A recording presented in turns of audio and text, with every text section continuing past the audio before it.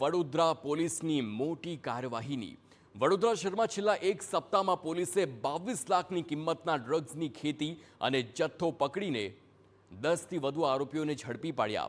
સાથે જ એક અઠવાડિયામાં કુલ 8 જેટલા એનડીપીએસના કેસ પણ સામે આવ્યા છે.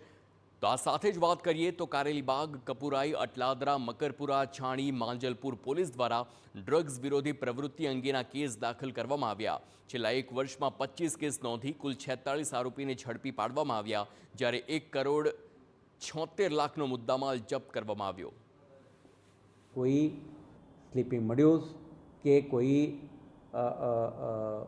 ઇન્ટરસ્ટેટ કે ઇન્ટ્રાસ્ટેટ ક્રિમિનલ ગેંગ સાથે એમના લિંકેજીસ કે કનેક્શન આપણા ધ્યાન ઉપર આવે એવા તત્વો વિરુદ્ધ કડક કાર્યવાહી પણ કરવામાં આવશે અને આવા તત્વો શહેરમાં સક્રિય ના બને અને કોઈ પણ પ્રકારના ગુનાહિત પ્રવૃત્તિમાં ઇન્વોલ્વ ના થઈ શકે તે માટે શહેર પોલીસ દ્વારા તમામ કાર્યવાહી કરવામાં આવી રહ્યો છે. અકસ્માતની ઘટના પંચમહાલ